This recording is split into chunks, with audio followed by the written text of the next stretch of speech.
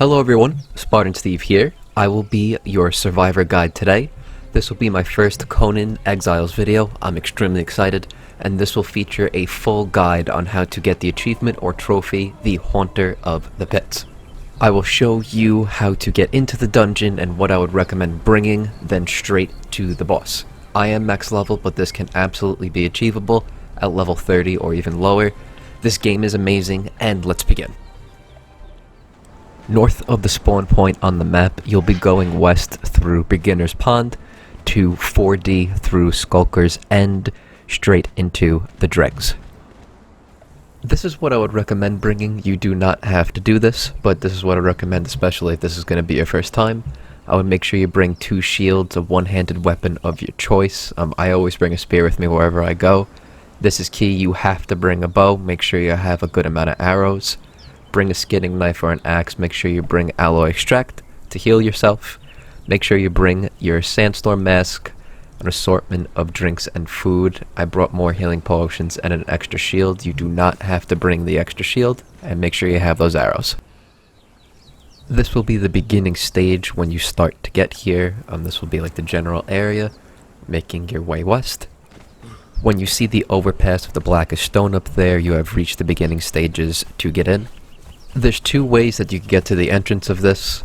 You are running through a camp, so the first way is to literally just destroy everything in your pass.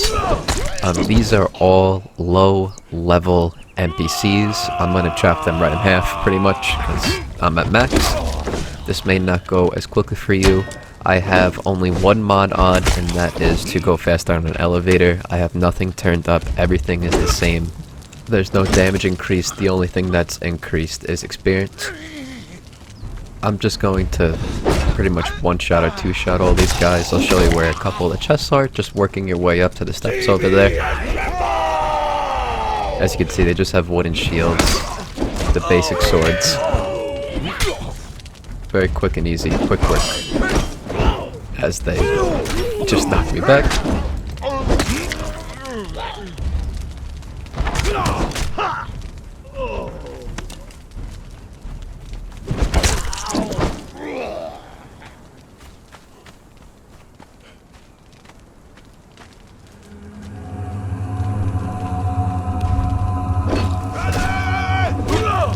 You're going to want to click that on the ground. You'll get an emote comb hair, if that's what you want to have.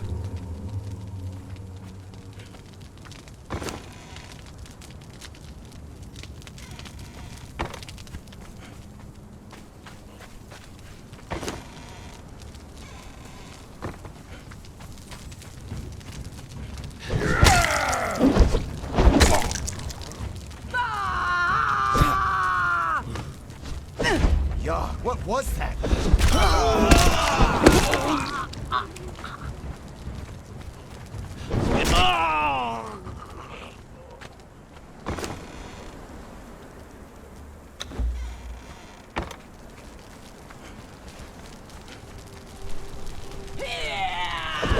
The empty abode. As you can see, there's a lot of chests over here. This NPC is going to be the hardest NPC you're going to fight over here. It's just a brute. Once when you clear all the cannibals, you're going to want to run up those steps. There's going to be 2 guys up there. Do not kill both of them. Only kill one, and then you're going to run up in that room.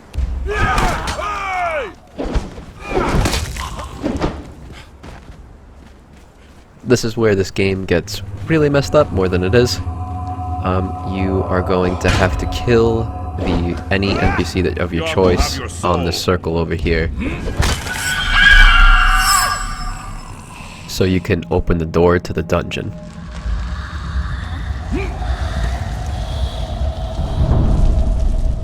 That creepy, horrifying voice is the boss. But before we enter this dungeon, you're just going to run down the steps. I'm going to show you a different way that you could just run through all that trash. If you don't want to fight everything, if you've done it before, if you've already seen the camp, you literally can just sprint through everything. Yes, some of them are going to shoot arrows at you, just make sure you have decent armor. And just run through everything all the way to the steps and do the same exact thing that I just did before, meaning leave one guy left when you get up by the steps, so you could destroy that guy so you could open up the door to the dungeon.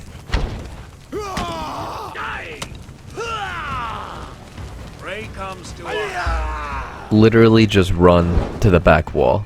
Most of the NPCs will go back to their respected spawn point, or like where their standing points are. And once when you get right here, there should only be 3 or 4 of them at most. And just make sure you get one of them on top over here. As I'm failing to just get one.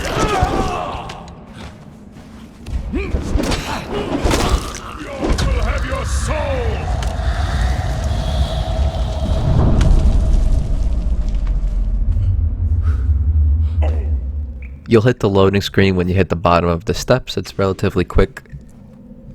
When you come in, look right.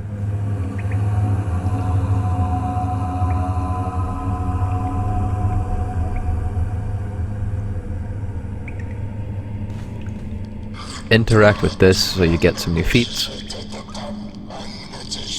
Ignore the Jabba the Hutt language and move down the steps. There are notes in here. I'm not going to stand and read them, but you definitely, if you come here, you could absolutely take a look at those.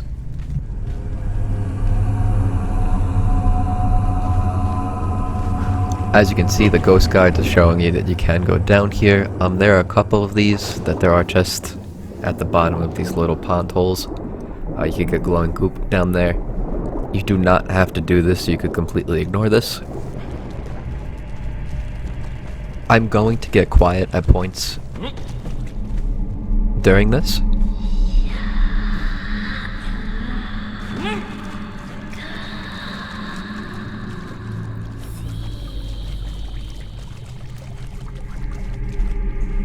That's why, because of the horrifying she-devil voice that is going to spook the hell out of you during this dungeon. There are certain things that are pretty straightforward. Ghost guides will appear occasionally going forward as well. You cannot climb in here. You cannot climb on any of the walls. That is one of the things that you can't do in dungeons.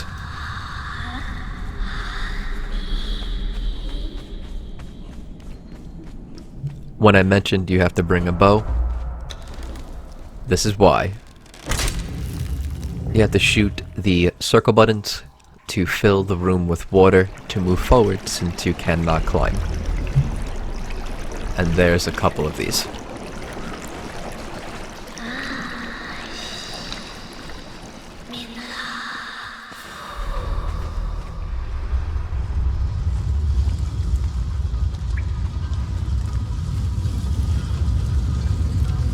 When you defeat the boss, you will also complete a journey by defeating the Abysmal Remnant.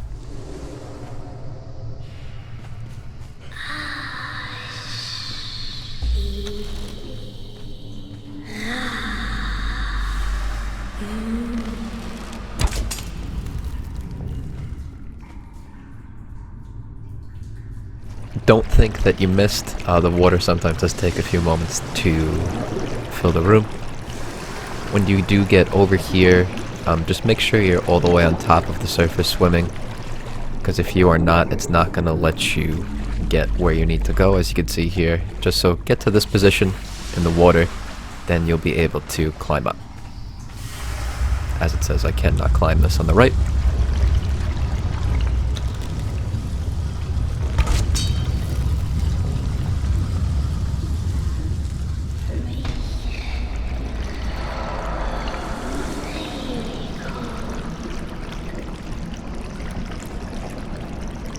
You have two options, go left or right. Go right, you'll thank me later.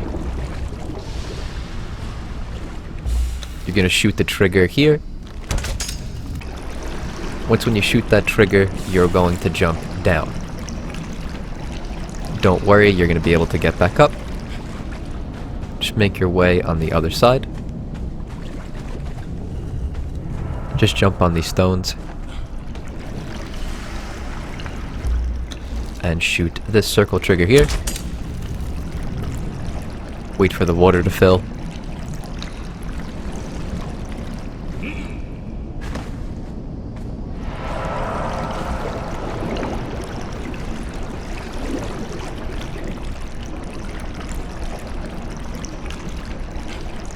And the trigger that we shot on the right filled this room with water.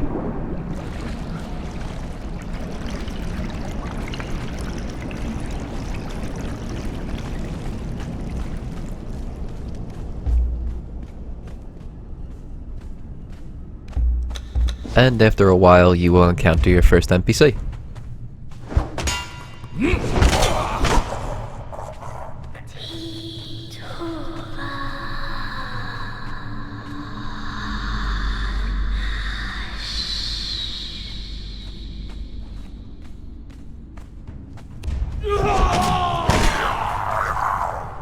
This is not a door, ignore these when you see him.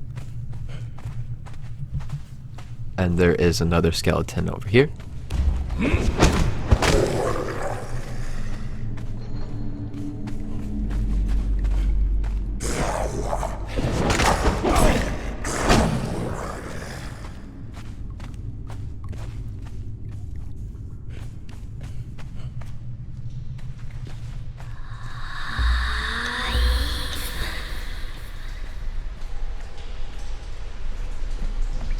The first time I did this, that voice horrified me.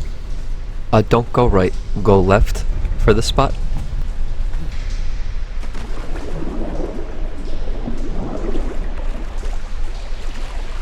When you go left, just go through this little water area and make your way to these conveniently placed rocks to get up. In this spot, there's nothing over here. That's where you have to go up there. There's just a little torch area here. Take out your bow and you're going to shoot the trigger from here. It's just going to save you a little bit of time. It may take you a couple of tries. Your bow will reach.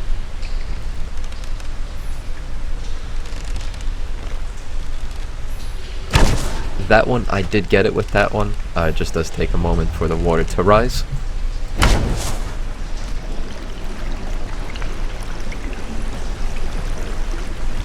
Just to save you wonderful people time, do not try and go up at this spot here. You would think you would because the rocks are like in the water and this is where the steps were. Even my foot touches up there. You are not getting up from this position. I don't know why that's there. The water will go down again if you don't get up there quickly.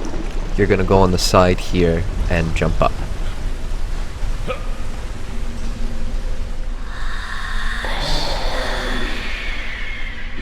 It doesn't matter which way you go, right or left. If you do not want to see the boss, this is the moment where you're going to want to stop the video and get here yourself. Like if you want to do the fight on your own.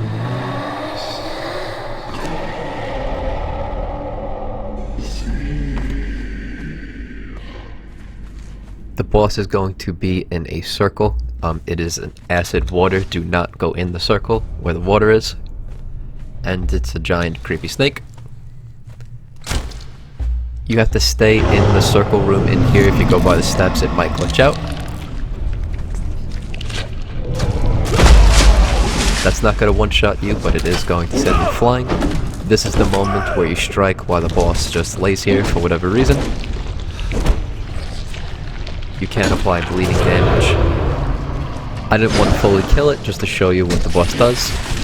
The boss is going to shoot a range acid attack that will do overtime damage to you if you get hit by it. It will not go on the floor. You'll be okay going in the circle that I'm doing. And we'll do a melee attack. Keep your shield out. You'll be completely okay.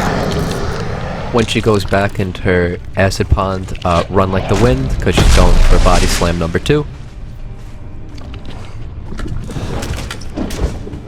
This may take a little longer for you if you just started, but you'll complete your journey and take your skinning knife out immediately. Wait for the acid water to go down. Interact with that, you'll learn some nice feats. And skin the beast. After you skin her back away, this may fill up.